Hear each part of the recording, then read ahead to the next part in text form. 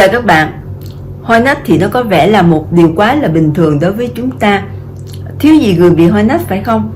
Tuy nhiên ở một số trường hợp thì nó khá là trầm trọng và nó gây ra cho chúng ta cái sự thiếu tự tin khi giao tiếp.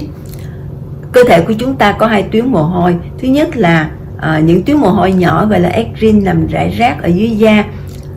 Nó chứa thành phần chủ yếu là nước và một ít muối. Thường nó không có mùi hôi, chỉ trừ khi chúng ta dùng quá nhiều những thực phẩm nặng mùi.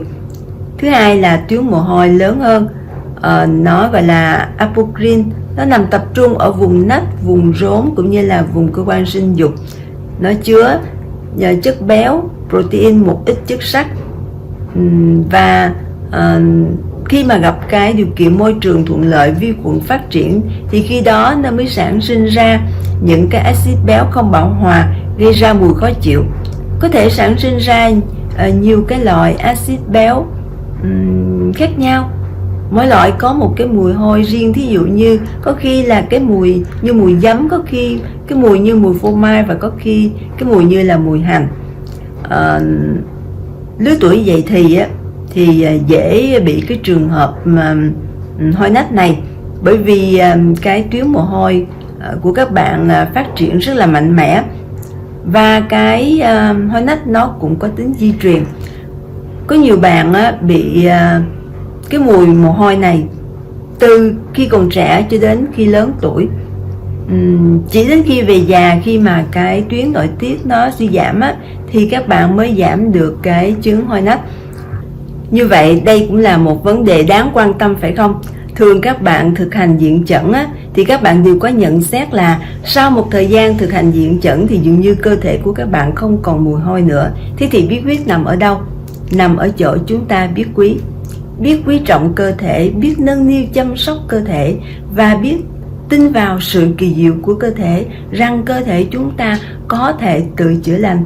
Không những cơ thể của chúng ta có thể tự chữa cho hết mùi mồ hôi cơ thể đó, mà nó còn có thể tạo ra một cái mùi hương cho cơ thể. Lại sẽ có bạn không tin vào những điều mình nói. Thôi thì bạn nào tin vào những điều mình nói thì hãy cùng mình thực hiện những giải pháp của diện chẩn nhé. Bước đầu tiên, và cũng dường như là cái bước cốt lõi, đó là thực hiện 6 vùng phản chiếu hệ bạch huyết. Mình đã có video chia sẻ về 6 vùng phản chiếu hệ bạch huyết này rồi. Các bạn hãy xem lại đi, bởi vì nó có những cái điều nhắc nhở, hạn chế đối với một số đối tượng. Các bạn biết hệ bạch huyết của chúng ta nó rất là quan trọng. Khi chúng ta thực hiện 6 vùng phản chiếu hệ bạch huyết này, chúng ta đã giúp cho cơ thể của chúng ta thải độc. Mà các bạn biết là đa số chúng ta ăn đạm động vật.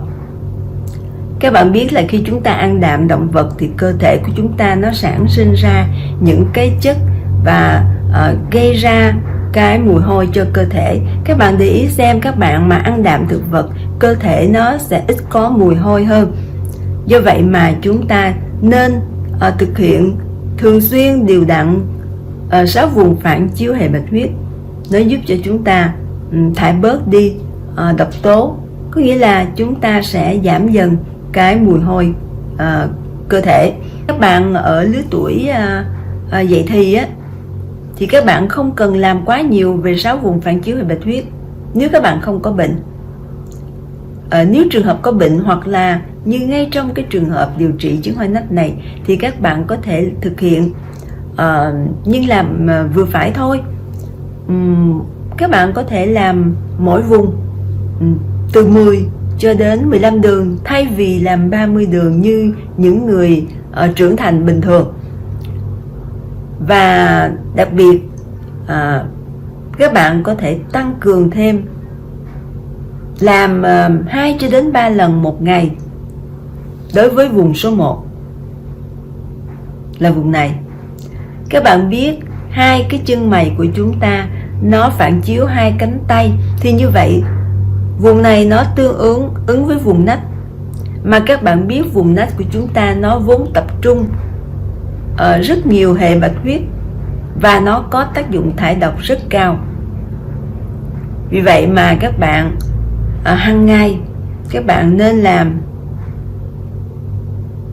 một cách đều đặn, chứ các bạn đừng làm 1-2 ngày rồi các bạn lại bỏ, thì nó sẽ tác dụng không cao đâu. Các bạn làm 30 đường ở bên trái trước, rồi đến 30 đường ở bên phải sau. Thường các bạn có dụng cụ diện chẩn thì các bạn sẽ làm, đây là đầu dương, đây là đầu âm, chúng ta sẽ làm xen kẽ. Bởi vì nếu mà các bạn chỉ làm đầu dương thì một thời gian nó sẽ làm cho cơ thể các bạn nóng, các bạn sẽ chuyển qua đầu âm.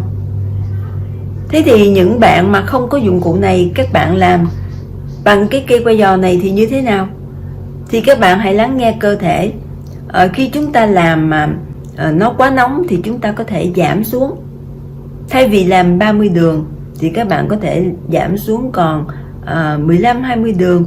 Và các bạn dùng những cái loại thực phẩm nó làm mát cơ thể hơn. Thí dụ như những loại rau cải, hoặc là các bạn uống bột sắn dây để nó làm mát. Diện chẩn thì có nhiều cách để chúng ta có thể điều chỉnh cân bằng âm dương. Nhưng đối với các bạn mà không có dụng cụ thì các bạn phải nên lắng nghe cơ thể để các bạn có cái sự điều chỉnh kịp thời.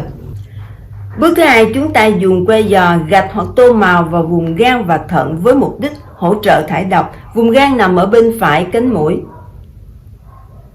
Vùng thận nằm ở huyệt 300 ở trên trán, bên trái và bên phải. Nếu các bạn muốn thải độc sâu hơn, các bạn có thể bấm thêm các huyệt. Thứ nhất là huyệt 26 nằm giữa hai đầu mày. Thứ hai là huyệt 85 mép miệng kéo xuống, môi dưới kéo ra bên trái, bên phải. Thứ ba là huyệt 87 nằm giữa ụ cầm. Cả ba huyệt này đều có tác dụng lợi tiểu. Vì vậy mà mỗi ngày các bạn chỉ cần bấm một lần trong vòng 2 cho đến 3 ngày. Chúng ta không bấm thường xuyên, không lạm dụng. Kế tiếp chúng ta có thể tác động vào đồng ứng. Các bạn nhìn xem đây có giống với vùng nách của chúng ta không? Giống phải không? Và những kẽ ngón tay này cũng vậy. Chúng ta dùng que giò gạch vào những kẽ ngón tay, nhất là kẽ ngón tay này. Chúng ta cũng có thể tạo ra một cái đồng ứng. Chúng ta gập ngón tay giữa vào. Nếu đây là đầu, các bạn cố hình dung nhé. Nếu đây là đầu, ngón trỏ và ngón áp út sẽ tương ứng với hai cánh tay, ngón tay cái và ngón út sẽ tương ứng với hai chân. Và nếu đây là hai tay thì những kẽ ngón tay này sẽ tương ứng với vùng nách của chúng ta. Chúng ta dùng que giò gạch tác động vào. Chúng ta cũng có thể dùng máy ngải cứu hoặc máy sấy tóc. Chúng ta hơ vào những kẽ ngón tay. Chúng ta cũng có thể dùng ngải cứu hoặc máy sấy tóc hơ trực tiếp vào vùng nách. Khi bắt gặp điểm nóng, chúng ta lấy ra rồi lại hơ vào, lấy ra rồi lại hơ vào. Làm như vậy 3 lần. Những điểm bắt nóng đó chính là sinh huyệt có tác dụng chữa trị. Và chỉ như vậy là quá đủ rồi. Các bạn cũng không quá lo là chúng ta thiếu dụng cụ. Ngải cứu thì có thể không có, nhưng máy sấy tóc thì chúng ta hầu hết đều có, phải không? Và thậm chí nếu không có máy sấy tóc, chúng ta hoàn toàn có thể dùng ngón tay. Chúng ta vuốt 30 đường bên trái, 30 đường bên phải. Chúng ta làm một ngày 2 cho đến 3 lần và đều đặn trong một thời gian thì nó sẽ có hiệu quả. Hiệu quả nhất là khi chúng ta vừa làm vừa kết hợp với tâm. Có nghĩa là sao? Có nghĩa là khi làm chúng ta tập trung vào cái việc của mình làm, và chúng ta thực hiện với một cái tâm mong mỏi và tin tưởng rằng chúng ta sẽ hết bệnh. Nó hoàn toàn khác hẳn với khi chúng ta thực hiện với một cái tâm nghi ngại, không biết rằng có hết hay không, hoặc là với một cái tâm hời hợt, làm mà không quan tâm, làm cho lấy có, thì tất nhiên sẽ không hiệu quả. Và cái điều quan trọng là chúng ta phải tin tưởng rằng cơ thể của chúng ta sẽ hết mùi hôi. Cái biện pháp cao cấp hơn mà các bạn làm diện chẩn đều hướng đến, Không những nó giúp cho chúng ta mất đi cái mùi hôi, mà nó còn có thể tạo ra cái mùi hương cho cơ thể, đó là thở âm dương khí công. Và mình luôn biết ơn thầy tổ Bùi Quốc Châu về điều này, vì những cái điều tốt đẹp mà thầy muốn hướng đến cho chúng ta. Thầy luôn mong rằng sẽ biến dân tộc Việt Nam thành một dân tộc có mùi hương trên thế giới. Mình hy vọng là các bạn sẽ thành công với những cái chia sẻ của mình. Xin cảm ơn các bạn đã lắng nghe.